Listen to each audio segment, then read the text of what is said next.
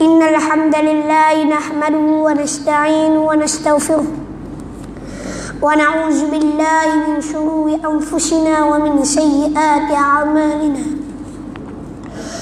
من يهده الله فلا مضل له ومن يضلل فلا هادي له أشهد أن لا إله إلا الله وحده لا شريك له وأشهد أن محمدا عبده ورسوله اللهم صل على سيدنا محمد اللهم صل على سيدنا محمد الفاتح لما أغلق الخاتم لما سبق ناصر الحق بالحق والهادي إلى صراطك المستقيم وعلى آله حق قدره ومقداره العظيم يوم عيه.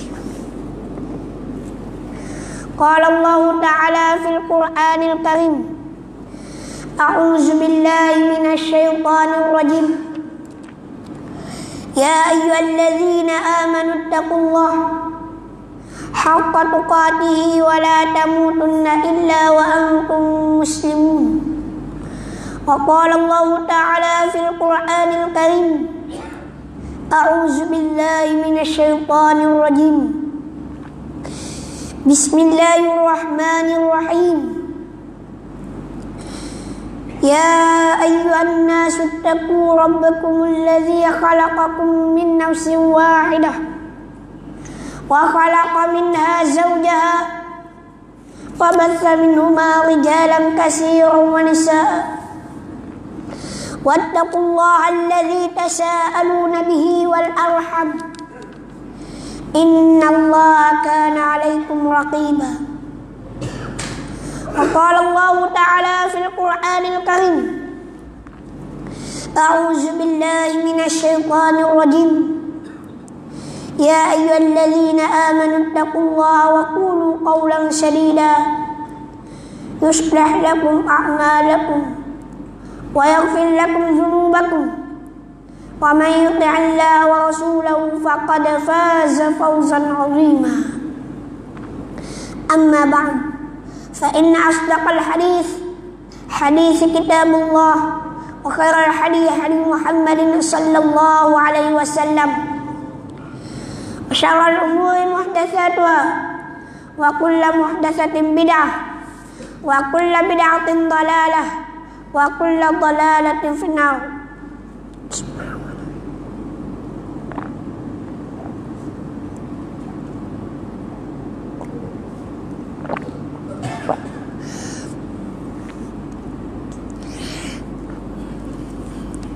Pertama-tama saya ucapkan terima kasih kepada Tuan Imam kita Hasil Molek masih 03 lagi tu ke berapa?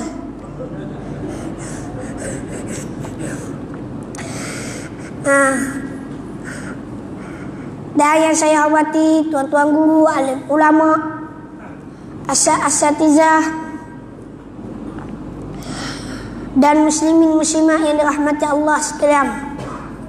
Alhamdulillah, pada malam yang penuh barakah ini, malam yang mulia ini, kita telah lepas pun daripada hari yang paling mulia yang disebut Sayyidul Ayyam, iaitu hari Jumaat, penghulu bagi segala hari.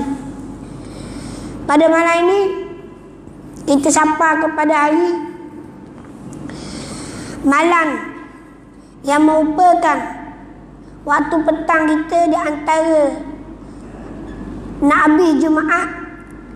Kita disunatkan untuk kita banyak berzikir, banyak buat amalan-amalan, baca Al-Quran dan sebagainya. Sebab waktu datangnya fitnah Dajjal. Dan na'udzubillah.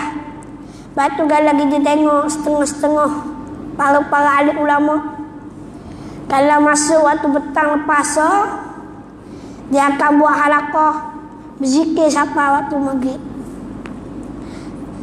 Alhamdulillah, pada malam ini kita sama-sama duduk di taman yang disebut oleh Nabi sallallahu alaihi wasallam taman-taman syurga.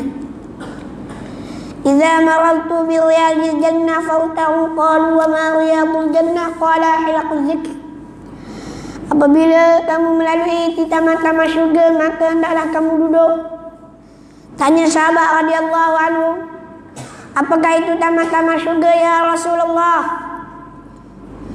Lalu Rasulullah sallallahu alaihi wasallam bersabda, taman-taman syurga itu adalah majlis-majlis ilmu. Taman-taman syurga adalah halaqah ataupun kumpulan yang mengingatkan dia kepada Allah Subhanahu wa taala, yang mendekatkan diri kita kepada Allah Subhanahu wa taala. Pada malam ini kita dikumpulkan oleh Allah Subhanahu wa taala di taman-taman syurga.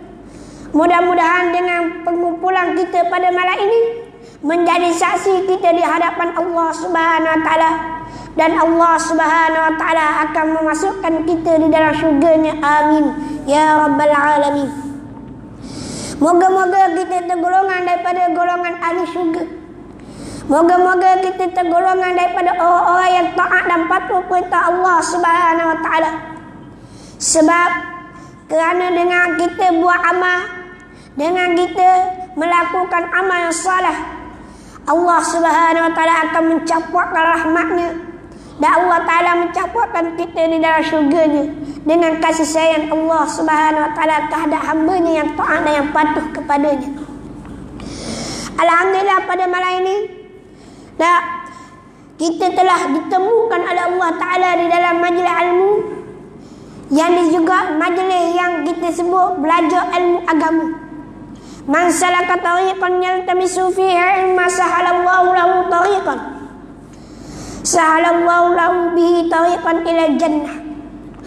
Barang siapa yang menempuh jalan kita daripada rumah ni, nak sampai ke masjid semata-mata nak mari dengar, semata-mata nak semayang, semata-mata nak berkumpul untuk mendekatkan diri kita kepada Allah Ta'ala, untuk menuntut, nak belajar ilmu agama Allah Subhanahu Wa Ta'ala, sahalallahu lahu tariqan ila jannah. Mudah saja nak masuk syurga? Mudah ke susah? Mudah. Nabi sebut, bukan aku sebut. Mari belajar dapat syurga. Allah Ta'ala tunjuk dalam syurga. Tapi kalau belajar tak beramal, tak jadi tak. Belajar ni supaya apa? Supaya kita tahu. Kita tahu halang-halang, kita boleh buat praktik dalam kehidupan kita. Kita tahu benda yang baik, benda yang buruk.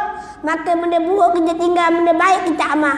Maka mudah tak jalan ke syurga? Mudah.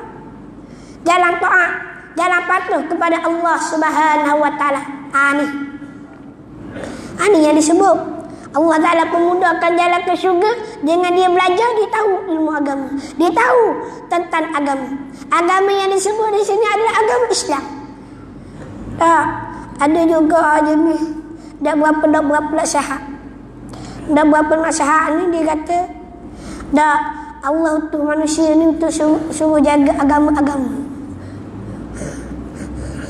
Faham tak? Ke tak faham? Suruh jaga agama-agama, kepala otak.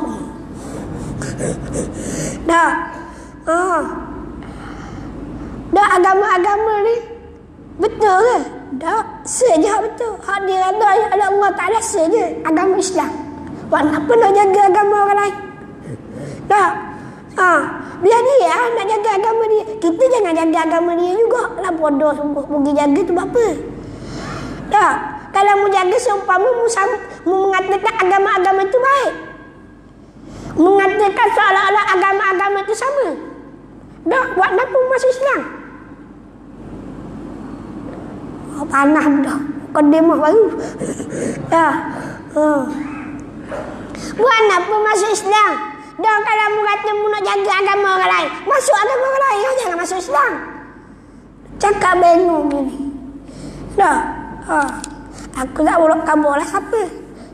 Mu cari sendiri lah. Nak royak mana boleh. Kita diajar oleh Nabi SAW untuk jaga agama kita, bukan jaga agama orang lain. Agama orang lain tu Allah Ta'ala tak reda. Dalilnya Al-Quran sebut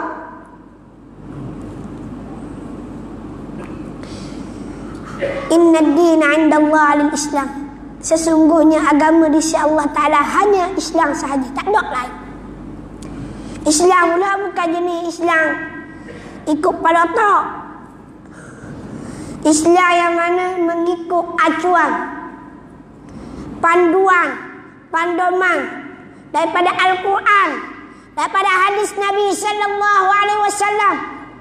Tu Islam yang ditunjukkan oleh Nabi sallallahu alaihi wasallam, itulah yang disebutnya Islam yang sebenar. Mengikut sunnah Nabi, mengikut Al-Quran. Dah cara nak ikut sunnah, nak ikut Al-Quran, bukan kena direct daripada Al-Quran. Bagus kalau mu pandai tak apa. Tak dapat tidak, kena melalui para alim ulama. Dah ada orang lemih ngaji kan, Ustaz, kita ngaji pakai hadis, pakai dalam hadis, pakai Quran sudah lah. Wan apa ikut ulama? Ulama kadang-kadang tak betul. Oh, sedap pula dia kata. Ada je dia bingung gini. Dah. Dah kalau nak betul hadis Abu Bakar ni ulama yang buat. Zaman Rasulullah mana ada tulis. Zaman Sayyidina Abu Bakar tak ada tulis hadis. Apa? Sebab takut-takut tukar dengan Al-Quran. Sebab zaman Rasulullah tak ada orang tulis hadis. Sebab orang tulis Quran, sahabat-sahabat tulis Al-Quran. Lepas tu dia ada orang yang penulis wahyu. Antaranya Sayyidina Ali. Muawiyah bin Abi Sufyan. Ni antara penulis-penulis wahyu. Ni ramai. Bukan seorang dua. Khabbab bin Al-Arab. Ni antara penulis-penulis wahyu Nabi sallallahu alaihi wasallam, wahyu Al-Quran dan Al-Quran hari kita baca hari ni. Dan dulu tak ada Al-Quran bagi ni, ulama yang buat. Nak reti Al-Quran melalui ulama juga. Nak baca Al-Quran, nak baca hadis Nabi melalui ulama. Kalau mu tak ikut ulama, nak ikut siapa? Nak ikut Nabi mana? Itu bukan hidup zaman Nabi. Ada juga aja ni hujah dia, hebat hujah dia. Kalau mu dengar dia cakap, jatuh lalu, sakit lalu kepala mu. Apa? Mu nak ikut ulama, kena ikut Nabi. Nak jawab apa ni? Ini hadis Nabi ke apa? Itu ulama kata. Mu nak ikut ni? Nabi ke apa ke ulama ke apa? Tanya dia dulu, hadis tu ulama buat ke siapa buat? Tanya. Siapa yang tulis? Ulama. Ada ulama, dah dapat dia kena ikut ulama juga. Jawab gitulah kali. Dah, memanglah ikut Nabi. Dah dapat hidup, bukan kita hidup zaman Nabi. Kita hidup zaman yang mana tidak ada Nabi. Yang menyambung risalah Nabi adalah ulama-ulama. Al-ulama'u warasatul anbiya. Ulama ini pewaris para nabi-nabi alaihi salatu wassalam. Ni. Kalau ada yang ngaku nabi, bukan nabi. Tu orang sesat, ajaran sesat. Ajaran salah. Dah. Ni bid'ah orang panggil. Dah. Ngaku nabi, ngaku rasul mana boleh? Tak ada dah. Selepasnya lahirnya Nabi Muhammad sallallahu alaihi wasallam, tidak ada nabi dah selepas daripada itu. Nabi-nabi lain pun, jikalau mereka masih hidup, mereka pun kena bersyariat dengan syariat Nabi sallallahu alaihi wasallam. Dalilnya Nabi sebut ketika mana Nabi Isa alaihissalam turun di atas muka bumi, dan Nabi Isa alaihissalam dia akan melakukan amal ibadah sebagaimana amal ibadah Nabi sallallahu alaihi wasallam, umat Nabi sallallahu alaihi wasallam. Hebatnya Rasulullah. Rasulullah pelengkap, orang yang menyempurnakan agama yang dibawa oleh Rasulullah SAW adalah pelengkap agama yang diturunkan oleh Allah Ta'ala di atas muka bumi. Tak ada agama yang paling mulia, tidak ada agama yang paling tinggi di atas muka bumi adalah agama Islam. Ustaz, Ustaz kata agama yang paling mulia, agama yang paling baik adalah agama Islam. Ya, betul. Dah, berapa kita tengok orang Islam hari ni? Buat acuh dah acuh. Tu orang Islam, bukan Islam. Orang Islam kadang-kadang biasalah. Dah, jenis manusia kadang-kadang tidak berpegang dengan ajaran yang sebenar. Lepas tu kita jangan jadi orang Islam yang tidak berpegang dengan ajaran Islam. Islam suruh kita taat dan patuh. Dia pun kena taat dan patuh. Patuh siapa? Patuh kepada pemimpin. Oh, Ustaz kata patuh pemimpin. Malah ada orang tanya aku. Dah lepas daripada kuliah. Sebab Ustaz kata malang dah ada hadis sebut. Dia kata wasam'i wa ta'ah wa in ta'ammara alaikum abdu, iaitu mendengar serta patuh serta taat kepada pemimpin kamu, sekalipun yang memimpin kamu itu hanya seorang hamba. Dah lagu mana? Dah semua pemimpin kena taat, kena patuh lah. Ulama bahas dah. Aku sebut dah malang pada hari dah bahas lagi sebenarnya. Dah. Disebut taat dan patuh kepada pemimpin, iaitu pemimpin-pemimpin yang bersifat, yang mengikut, yang memimpin sebagaimana pimpinan yang dibawa oleh Rasulullah sallallahu alaihi wasallam. Pemimpin yang melaksanakan perintah Allah dan perintah Rasul dan mengajak manusia kepada Allah dan Rasul. Ni pemimpin hak macam ni lah. Dah, kalau pemimpin hari ni pun ni tanya aku.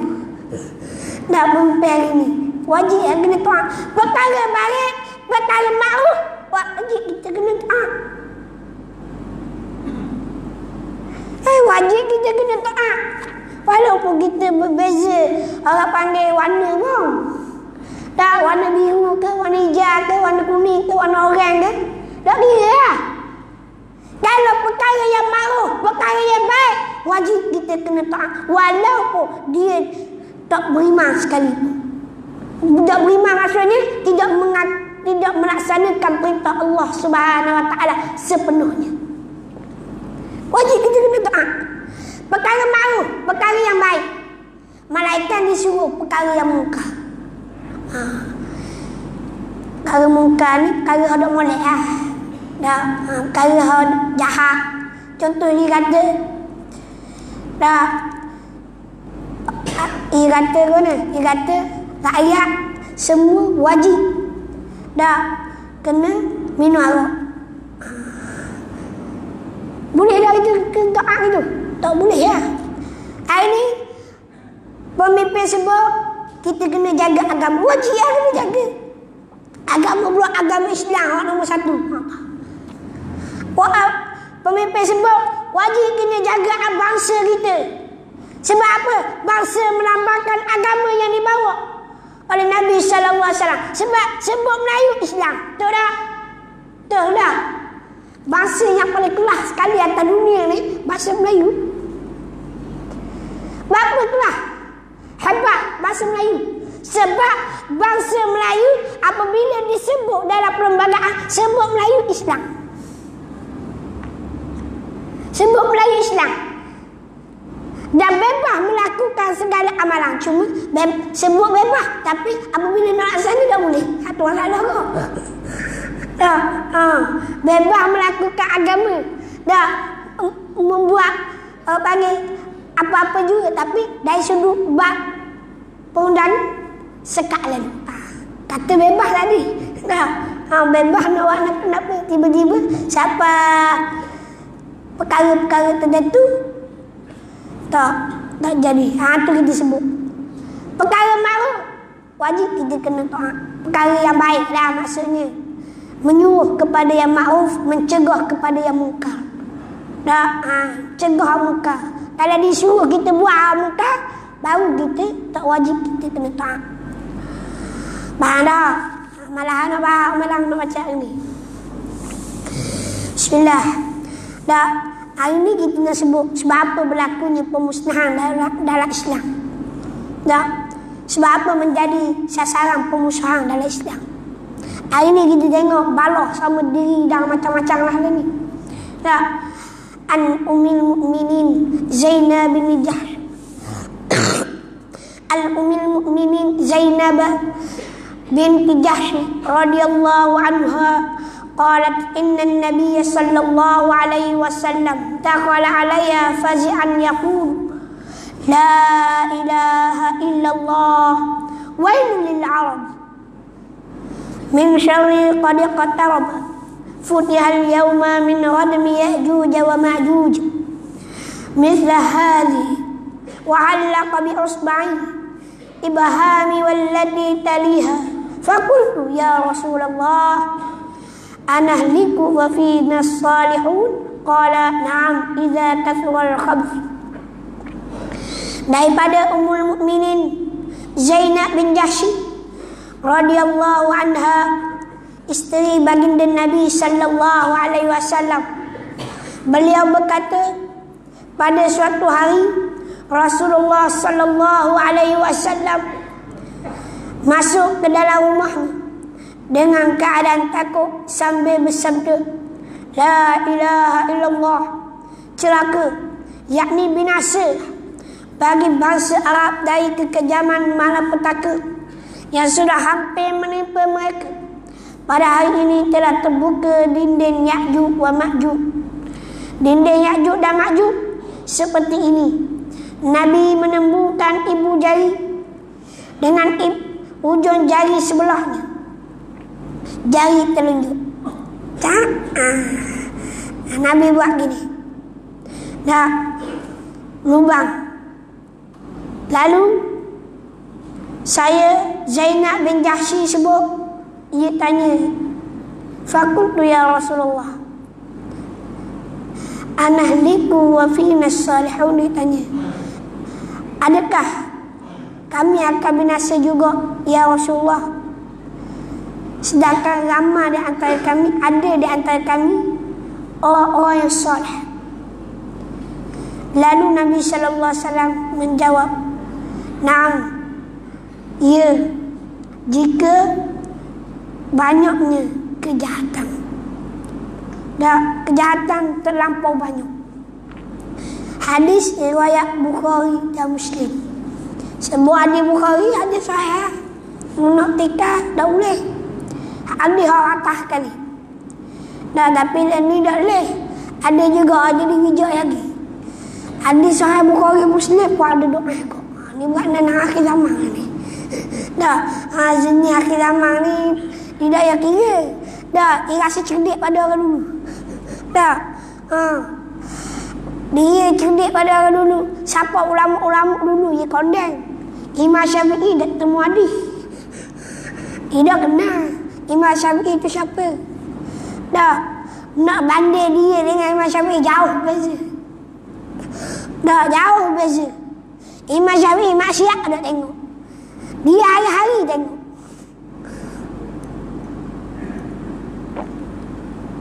Imam Syafi'i hebat dah hebat.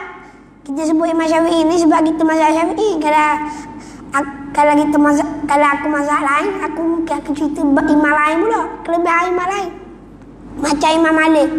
Dah gitu ustaz cerita Imam Syafi'i lah. Nak go Imam Malik. Dah Imam Malik aku cerita, apa dah salah.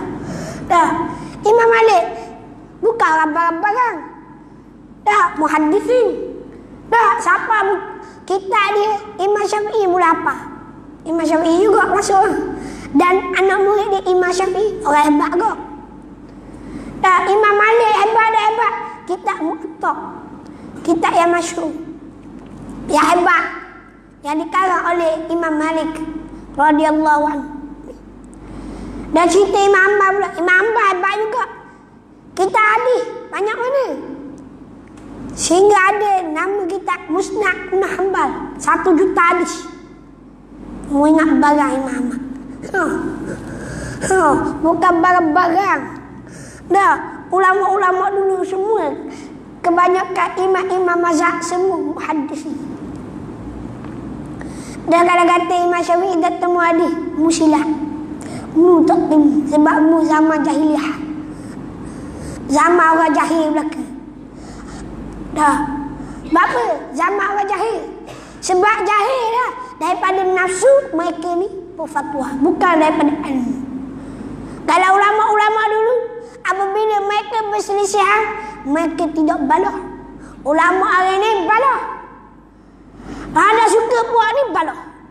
Hak kata macam-macam ke orang ni. Imam Syafi'i dengan Imam Malik berbeza pandangan tapi tak balah. Tapi ulama hari ni berbeza pandangan tapi balah, menyebabkan perpecahan berlaku. Ini zaman di akhir zaman. Tu Nabi sebut zaman penuh dengan fitnah. Banyaknya kejahatan sebab ni. Tak campur dengan syaitan pula. Tak kira lagi. Syaitan mari cocok pula. Tak kira nafsu pula hak jahat. Tak campur belaka. Sain pula hak bagian cocok sebab pula. Tak ada belaka. Tak tu kena ngaji. Benda-benda gini kena ngaji belaka. Kita khabar ni sebab kita masuk belaka. Dah kita pernah lalui belaka benda-benda gini. Dah kadang-kadang hak nak jadi salah, jadi salah. Tu masalah ke? Hak nak jadi kalah, jadi kalah. Dah ada jadi nak jadi kalah tapi silap air bulan dia ni seolah-olah jadi macam hak salah juga, hak jadi salah juga. Bapa kalah melampau ada, ingat tak ada? Macam kita lah kata Melayu tapi bila bukan Melayu ni masalah. Dah ni pula kata Islam bila bukan Islam, ni masalah. Bukan salah bela kepada kebenaran tak ada masalah. Ni jelas-jelas kebatilan, bela juga. Ni masalah. Dah ni. Balik mula cerita kita. Jauh lagi. Dah ada ni nak terang kepada kita. Dah satu tempat ataupun daerah yang terlalu banyaknya kejahatan. Nak kabarnya kemungkaran dan kefasikan sangat banyak. Satu ketika Rasulullah sallallahu alaihi wasallam masuk dalam rumah dalam keadaan ketakutan. Takutnya Rasulullah, bimbangnya Rasulullah tentang umat-umat di akhir zaman. Sehingga Nabi kata, celaka bahasa Arab. Dah, bahasa Arab celaka. Bahasa Melayu pun celaka kok kalau ada beramal. Dah ikut Islam celaka kok. Sama lah. Nabi sebut bahasa Arab sebab Nabi lahir daripada bahasa Arab. Islam tersebut awal daripada bahasa Arab. Kita tengok hari ni, bahasa Arab lah. Umat Islam jadi kucak-kacir. Berlakunya perpecahan. Kita tengok jatuhnya kekhalifahan, nak sebut susah agak. Kekhalifahan Osmaniyah. Jatuhnya nak sebut kekhalifahan Empire Osmaniyah di Turki. Punca dari siapa? Tahu dah? Punca dari siapa? Bangsa Arab. Keluar bukan semua bahasa tapi ada sebahagian diapi-apikan, dilaga-lagakan orang Yahudi ni. Memang dia ni tak suka kepada Islam. Dia pun cocok. Dia cocok dan diberi habuah macam-macam. Sekarang dia hubud dunia wa karayatun. Cinta kepada dunia, takut kepada mati. Dah sehingga mereka sanggup nampak dunia. Dah tak nampak dah nak mati. Dah sehingga mereka ni takut kepada mati. Seolah-olah rasa tak mati jauh. Dah ni puncanya air bunyi dah. Baru mukadimah dah habis lagi. Nak azan dulu ke nak sambung habis? Sambung habis, panjang lagi kan? Bulan lagi. Takut habis sampai pukul 10 je, jangan kamu. Dah. Dah apa panjang? Dah leh aku berhenti lalu. Dah. Sebab ada kisah sedap sekali belakang kali ya. Yakjub-Makjub. Dah. Nak sebut kepada kita, nak kabar kepada kita. Ni dah hakikatnya kita sebut. Dah bangsa Arab tu sendiri menyebab jatuhnya kekhalifahan Osmaniyah. keluar Arab Spring. Dah, Arab ni dah keluar puak-puak benda panggil. Kalau kita sebut kat puak Wahabi ni, puak Wahabi sekokor dengan puak-puak Arab Spring ni dah bersama-sama menjatuhkan Khalifah Osmaniyah. Osmaniyah pula puak Asyairah. Boleh apa lah. Sampai kali ni punci dia. Kita tahu Arab bukan Arab. Wahabi ada dalam Arab sekali. Dah, mugi bela pula ada Arab. Bahaya. Dah, tu kita bimbang. Wahabi pula dia berselidar kata mazhab Hanafi, Abu Hanifah, mazhab Hambali. Dia kata mazhab Hambali. Lepas tu apabila ditanya mazhab Hambali, dah saya Salafi.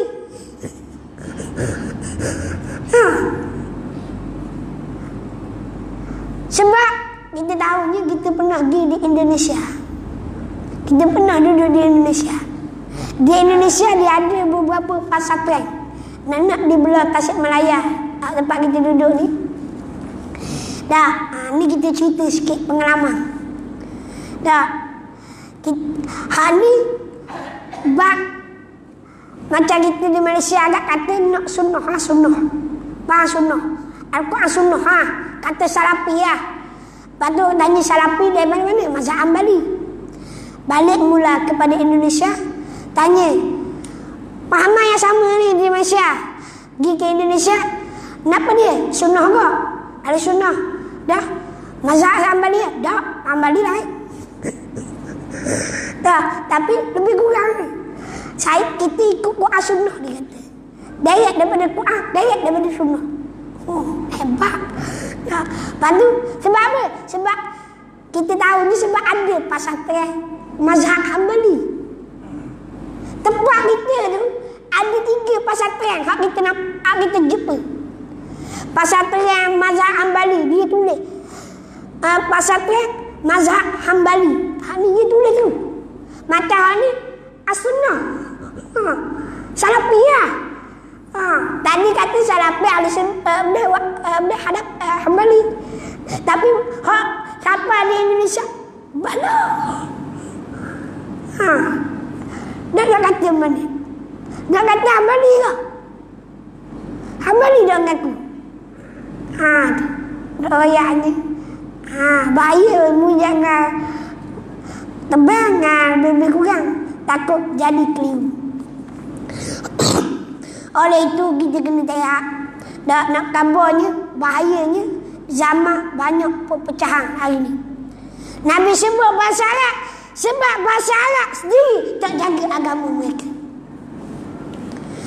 Nak tengok baiknya bangsa Islam ni, kita tengok bangsa Arab. Hari ni kucak-kacik bahasa Arab tu dah balah sama dia. Hal lain lagi lah. Jika bahasa Arab bersatu menentang musuh-musuh Islam, menentang orang-orang Yahudi, bersama-sama dengan tentera Palestin, dah menentang orang-orang Yahudi, nescaya lama dah Islam dah. Lama dah. Ditambah nak bela. Tengok hari ni ramai mana. Dah tengok hari ni. Tengok Saudi sendiri lah. Yang kampung dia lain, Saudi hari ni. Kaya-kaya, patutnya dia yang patut tolong. Kita orang Malaysia jauh mari kita tolong. Bagi bantuan, bagi misi. Sebab kita tahu ni, sebab kita banyak melalui kena NGO ni yang banyak membantu.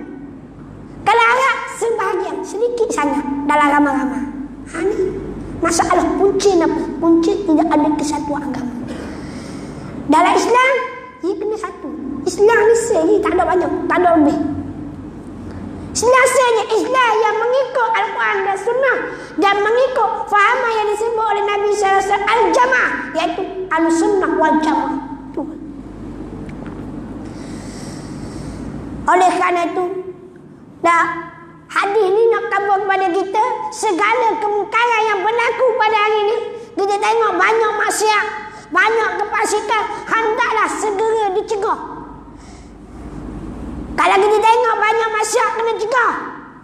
Nak cegah mana kalau kita tak dapat kuasa? Cegah melalui kuasa. Baik itu zaman Rasulullah sallallahu alaihi wasallam. Kita lihat sejarah membuktikan bahawa Nabi setelah Nabi hijrah, Nabi berkuasa. Betul tak? Ke salah? Masa Nabi duduk di Mekah, Nabi arah. Orang tak boleh nak tu. Orang dah ikut. Sahabat ikut orang lain. Tak ikut. Ketika mana Nabi duduk di Madinah, Nabi berpegang kuasa sehinggalah Nabi nak bawa, nak tawar balik. Tak ayat sekali. Nabi nak tawar balik. Nabi nak tawar balik Mekah Al-Mukarramah, tanah kelahiran Nabi sallallahu alaihi wasallam. Ini ada satu cerita lagi. Cerita apa dia? Cerita ketika mana Nabi sallallahu alaihi wasallam nak balik ke di Mekah Al-Mukarramah. Nabi nak balik ke Mekah Al-Mukarramah, Nabi bermimpi. Nabi mimpi apa dia? Nabi masuk Mekah dalam keadaan apa? Aman. Lalu Nabi tahu kepada para sahabat. Nabi bagi tahu. Sahabat pun jadi semangat. Sebab dengar Nabi mimpi. Sebab mimpi Nabi dia pernah pelawak. Dah. Lalu Nabi suruh bersiap. Kita pergi buat umrah tahun ni. Bukan Nabi kata sebab aku mimpi jadi. Nabi kata bersiap sedia. Kita nak buat umrah pada tahun ni. Nak pergi Mekah. Lalu sahabat pun siap-siap lah. Dah lama kemudian sampailah di Hudaybiyah, kena sekat. Dah kena sekat. Dah boleh. Dah Nabi utuh perunding. Perunding siapa Nabi utuh? Sebelum Nabi pergi, Nabi utuh dulu. Perunding namanya Sayyidina Uthman bin Affan. Dah bermakna Nabi utuh orang yang paling lemah lembut, orang yang paling beraluh. Kalau Nabi utuh Sayyidina Umar, lawak dia lawak pedang. Dah nak masuk Mekah dalam keadaan perang. Tapi Nabi utuh siapa? Nabi utuh Sayyidina Uthman bin Affan. Dah menantu Nabi sallallahu alaihi wasallam. Dia utuh Sayyidina Uthman, bermakna dia nak suruh Sayyidina Uthman pergi berunding dalam keadaan boleh buat umrah cara lemah lembut. Tapi dengar berita Sayyidina Uthman bin Affan, nama dia dibunuh. Dah dengar berita, biasalah, dah khabar angin orang panggil. Dah macam ada kita dengar cerita. Dah tahulah bila ceritanya. Aku dah ingat dah. Dah dengar cerita ustaz tu nikah 2 orang. Dah contoh. Dah tanya-tanya, tak ada nikah 2 orang. Seorang pun tak lagi. Dah contoh. Dah contoh lama dengar khabar ni ustaz Ahmad nikah 4 orang dah. Dah contoh. Tiba-tiba aku jawab bila masa pula aku nikah 4 orang. Dah seorang pun tak lagi. Dah contoh lah. Nak wayaknya khabar angin. Khabar angin ni kadang-kadang betul, kadang-kadang tak. Bapa Izzati kata gitu. Sebab dia tengok gambar ada puan 2, 3, 4 orang duduk belakang ni. Gambar. Tak, gambar bukan membuktikan dia nikah ramai. Dah orang nak gambar nak awal ni. Dah. Pulau-pulau tu anak-anak dara pula nak gambar. Orang ingat bini kita belakang. Papat. Dah gitu. Dah duduk dalam gambar boleh nikah lalu dah. Kata bini lalu dah. Dah gitu. Contoh khabar angin. Faham tak khabar angin? Khabar dah betul lah ya. Lalu dengar gitu, Rasulullah sallallahu alaihi wasallam panggil para sahabat. Ada ketika itu. Ketika itu Rasulullah panggil, Rasulullah baik. Kalau betul Sayyidina Osman dibunuh, dah kita kena pergi dalam keadaan perang. Tak akan bunuh, tak akan mengalah. Dah berlakulah perjanjian. Sebelum tu berlakulah bai'ah yang disebut bai'atul ridwan. Bai'atul ridwan. Bai'ah ridwan. Berlakulah bai'ah ridwan. Ayat bai'ah ridwan. Tak berlakunya bai'ah ridwan, lalu sekian sahabat-sahabat bai'ah, pegang tangan ramai-ramai. Lalu Rasulullah pun pegang dua tangan. Sebab satu lagi untuk Sayyidina Osman bin Affan. Dua Nabi pegang. Hal lain sebelaka. Nabi dua mewakili Sayyidina Osman. Dah Sayyidina Osman, kalau tak boleh tak, kita akan pergi dalam keadaan paksa. Lalu Allah Ta'ala pun berfirman, yadullahi fawqa aydihim. Dah, yadullahi fawqa aydihim. Dah, dengan makna Allah Ta'ala menjaga mereka, sehingga Allah Ta'ala gelarkan mereka para sahabat radhiyallahu anhu. Mereka sanggup mati bersama-sama dengan Rasulullah. Mereka sanggup berjuang, tak akan mundur selagi mana mereka ini akan terus. Dah, sehinggalah dengar gitu gak, puak-puak kafir pun takut juga. Puak kafir takut juga. Lalu puak kafir ni, Quraisy ni, dia jatuh utusan untuk buat rundingan. Jatuh Allahumma shalli ala Muhammad. Suhaib bin Amr, Amr bin Suhaib, Suhaib bin Amr. Dah, tak mari nak awak ni. Dah, ayat rundingan ni. Lama dah pun baca kitab sejarah. Dah, kita pun dah berapa nak ingat. Dah, ayat Suhaib bin Amr untuk buat rundingan. Lalu berlakulah perjanjian yang disebut perjanjian Hudaibiyah. Sebab duduk di Hudaibiyah ni lah. Kalau di Mekah ya ada tapak tempat yang mana ada masjid di Hudaibiyah. Kalau kita orang di Mekah kan, Mekah pula.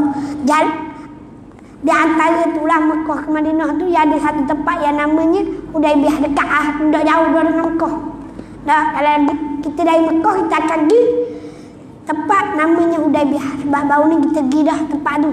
Dah, tapi kita tak tahulah kawasan mana tu. Tapi ada kata dekat lekuk tu, wallahu a'lam di mana tu dah. Sebab ya ada satu pohon. Pohon tu dikerak oleh zaman Sayyidina Umar Khattab radhiyallahu anhu. Takut-takut orang akan macam-macam dah jenis ni. Dah Sayyidina Umar pun kerak, takut orang percaya tentang pokok ni. Bahaya. Lalu zaman Sayyidina Umar dikerak, takut berlakunya perkara-perkara khurafat dan sebagainya. Maka tak dapat tidak berlakulah perjanjian Hudaibiyah. Ketika mana perjanjian Hudaibiyah, kalau kiranya Rasulullah ni, Rasulullah ni boleh terima perjanjian yang orang panggil, kalau ikut dengarkan kita, tak sabar berat belah. Faham tak berat belah? Dah, kalau orang Islam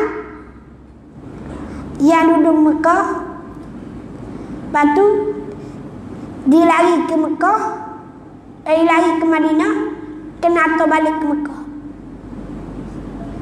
Tapi kalau orang Madinah dah yang dok Islam, dah tiba-tiba lari ke Mekah, dah dihantar balik. Faham tak? Dok Islam dah dihantar balik. Umpama gitulah lebih kurang. Kalau agak-agak ni rasa-rasanya mana? Agak-agak dah berat-berat sungguh. Mana acik gitu lagi. Tapi perancangan Allah Ta'ala tu hebat. Dah, Nabi terima perancangan tu. Sebab apa? Dalam mula-mula dia kata perjanjian di antara Suhaib ni dengan Rasulullah sallallahu alaihi wasallam. Sayyidina Ali tulis, tak silap ketika tu Sayyidina Ali tulis perjanjian. Nah, janji Ali tulis perjanjian Dan mula-mula Sayyidina Ali tulis Muhammad Rasulullah sallallahu alaihi wasallam. Dan Muhammad Rasulullah. Tetapi Suhaib marah. Tak boleh. Kalamu Rasulullah. Tak, buat apa aku buat janji? Sebab aku percaya dalam Rasulullah. Aku dah percaya dah ni. Tak, lalu suruh tulis Muhammad bin Abdullah. Tak, suruh tulis. Lalu dalam perjanjian tu lah nak khabar kepada kita bahawa sesungguhnya dah ada di antaranya nak menyebut bahawa puak-puak kafir mengiktirafkan tentang pemerintahan Nabi sallallahu alaihi wasallam. Bermakna Nabi mempunyai negara ya? Padahal Nabi dah istihar pun dia ada negara. Cuma Madinah ni tempat dia berteduh, tempat dia berlindung. Tiba-tiba berlakunya perjanjian Hudaibiyah membuktikan Rasulullah mempunyai negara. Madinah Al-Munawwarah itu negara. Lalu tak dapat tidak, puak-puak Arab ni mengiktirafkan apa yang dibawa oleh Nabi sallallahu alaihi wasallam. Mengiktirafkan negara yang dibawa oleh Nabi sallallahu alaihi wasallam. Sehingga berlakulah perjanjian Hudaibiyah. Tak dapat tidak, lepas tahun kemudian Muhammad dah boleh buat tahun ni, kena buat tahun depan. Tahun ni dah boleh. Dia kabur. Tetapi puak-puak Quraisy melanggar perjanjian. Faham? Melanggar perjanjian. Dan apabila melanggar perjanjian, maka ketika mana Nabi SAW masuk ke kota Mekah dalam keadaan aman sungguh. Dan langgar perjanjian, Nabi pun bawa tentera. Dan ada kata lebih 100,000, ada kata 10,000 tentera. Dan sehingga kan umat Islam ketika itu berduyung-duyung masuk Islam setelah Nabi membuka kota Mekah Al-Mukarramah. Nak khabar di sini dan nak bagi tahu di sini bahawa kehebatan Rasulullah SAW dengan adanya negara. Orang boleh ikut. Ni nak sebutnya bab negara.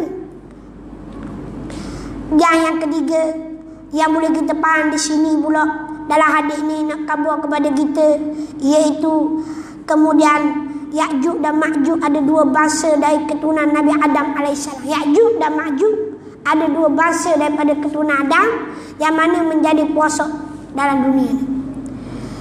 Yang akan lahir, dan dia telah lahir dah zaman mana Zulkarnain tak sanggup nak lawan sehingga dia beteng. Dia buat daripada emas dan daripada tembaga dan besi. Capur dia buat benteng. Sehingga Ya'juj Ma'juj sampai hari ni tak boleh keluar. Benteng itu amat kuat. Dan sehingga Nabi sebut celakalah bangsa Arab. Dan bahawa sungguhnya tidak ada kesatuan tentang agama. Dan Ya'juj Ma'juj buka besar ni. Nak katanya umat manusia ketika itu nak dapat bala daripada Allah Subhanahu Wa Taala. Bala yang besar lah. Ya'juj Ma'juj fitnah yang besar. Tahu dah fitnah ni? Ya'juj Ma'juj fitnah dia tak boleh nak kawan. Nabi Isa alaihissalam tak boleh nak kawan. Ketika mana datangnya Ya'juj Ma'juj sehingga Allah Ta'ala datangkan penyakit kepada Ya'juj Ma'juj sehinggalah mati Ya'juj Ma'juj dengan penyakit. Demikian sehingga Allah Ta'ala turun hujan untuk membersihkan. Dah lah mati, mampu. Dah lepas mampu, busuk pula. Dunia busuk, habis sedunia busuk. Dah tahu lah kita kalau sekampung kita orang buang, dia buang sampah bau busuk marah. Dah, ni dunia tu. Sehingga Allah Ta'ala buat turun hujan. Dah, nak cerita panjang-panjang.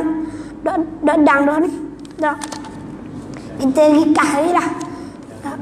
Tumpuk panjang sangat kita cerita sana. Ni Ya'juj Ma'juj dia lahir daripada keturunan bangsa Arab. Apabila dia lahir daripada keturunan bangsa Arab dan daripada keturunan bangsa Arab, keturunan Nabi Adam AS, dia ada silap.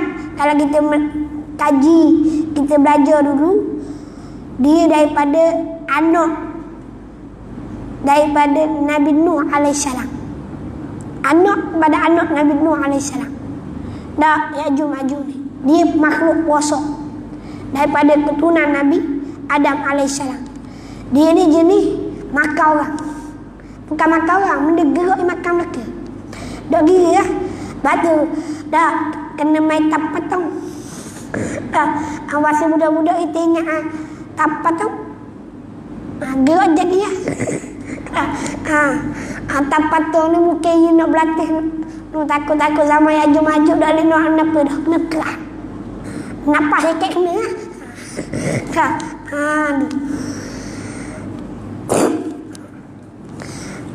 Maka pada waktu itu dinding yang kuat tadi disebut oleh Nabi SAW akan hancur.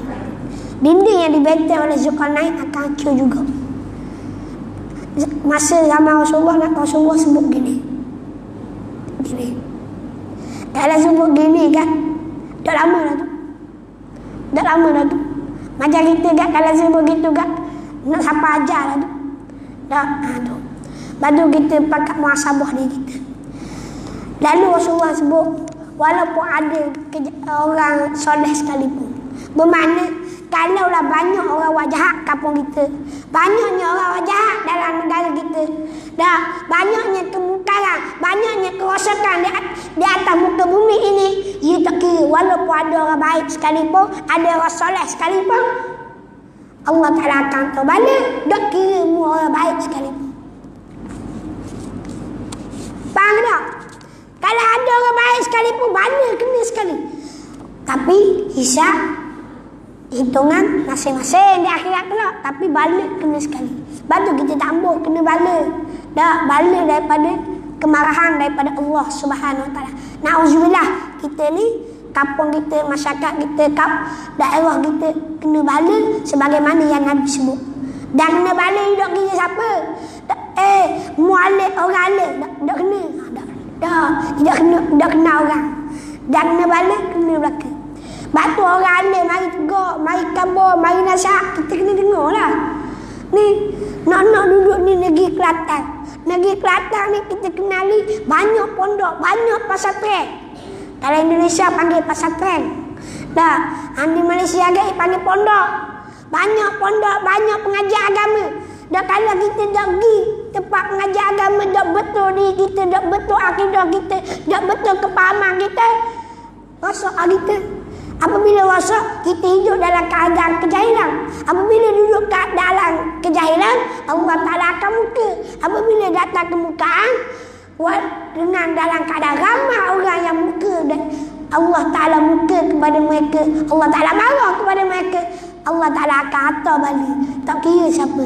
Balik pula kena belakang. Tak kira pondok banyak orang. Kena belakang. Pondok-pondok pun kena juga. Orang tak mau dengar. Tapi kalau mati masing-masing dihitung oleh Allah Ta'ala. Kalau mati dalam beriman muta'at, mupatut. Kalau orang soleh mati, contoh mati sekali dalam badai itu, sebab banyak orang jahat. Mati dalam keadaan beriman, tapi balik sekali ya kira. Faham tak? Kena sekali, tak kira. Wallahu alam. Kena tekuk benarnya, tolong Allah. Tak bodoh kalau makan durian jadi gini. Kena tekuk tu. Tak ada suara. Lepas tu kita kena muhasabah diri kita lah. Kita pakai muhasabah diri kita. Kita pakai muhasabah supaya apa? Kita menghidupkan daerah kita, negara kita dengan kebaikan, dengan kebajikan. Wallahu a'lam. Sekadar itulah untuk kasihan kita pada malam ni. Apa yang baik datang daripada Allah, dan apa yang kurang, yang lemah itu datang dari kelemahan diri saya sendiri. Saya minta maaf banyak kalau ada salah silap, terkasar bahasa, dan ada benda sekat-sekat awak dah. Di mari penipala, di mari kering tekok, tahu-tahulah. Minta maaf banyaklah kalau ada salah silap dan terkasar bahasa, ada benda-benda gurau-gurau dok kena tu. Mu berasa tu minta maaf banyaklah. Kita ni biasa dah manusia kadang-kadang datang dari nafsu, daripada benda-benda yang jahat kita tak sedar. Wallahu a'lam. Assalamualaikum warahmatullahi taala wabarakatuh.